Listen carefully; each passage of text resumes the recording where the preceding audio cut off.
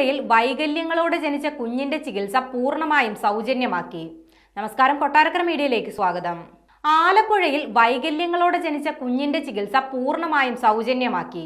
മന്ത്രി സജി ചെറിയാന്റെ ഇടപെടലിലാണ് നടപടി. കുട്ടിയുടെ മാതാവ് അമ്പലപ്പുഴ താലൂക്ക് തല കരുതലും കൈത്താങ്ങും അദാലത്തിൽ സമർപ്പിച്ച അപേക്ഷ പരിഗണിച്ചാണ് മന്ത്രി നടപടിയെടുത്തത്.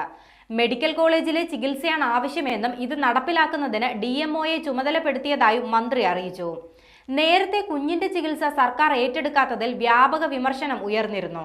വിവിധ പരിശോധനകൾക്ക് ആലപ്പുഴ മെഡിക്കൽ കോളേജ് പണം ഈടാക്കിയതായി കുടുംബം ആരോപിക്കുകയായിരുന്നു. 250 രൂപ വീതം 2 തവണയാണ് ചികിത്സയ്ക്കായി പണം ഈടാക്കിയതെന്നാണ് കുടുംബം വ്യക്തമാക്കുന്നത്.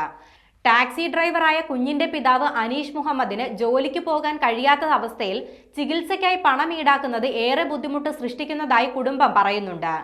കഴിഞ്ഞ നവംബർ 8-ാം തീയതിയാണ് ആലപ്പുഴ ലജനത്ത് വാർഡിൽ സുറുമി പ്രസവിക്കുന്നത്. കുഞ്ഞിന്റെ ചെവിയും കണ്ണുമുള്ളത് യഥാസ്ഥാനത്തല്ല, വായ തുറക്കുന്നില്ല. മലർത്തി കിടത്തിയാൽ കുഞ്ഞിന്റെ നാവ് ഉള്ളിലേക്ക് പോകുന്ന സ്ഥിതിയാണ്. കാലിനും കൈക്കും വളവുമുണ്ട്. ഗർഭകാലത്തെ സ്കാനിങ്ങിൽ ഡോക്ടർമാർ വൈകല്യം അറിയിച്ചില്ലെന്നാണ് കുടുംബത്തിന്റെ ആരോപണം.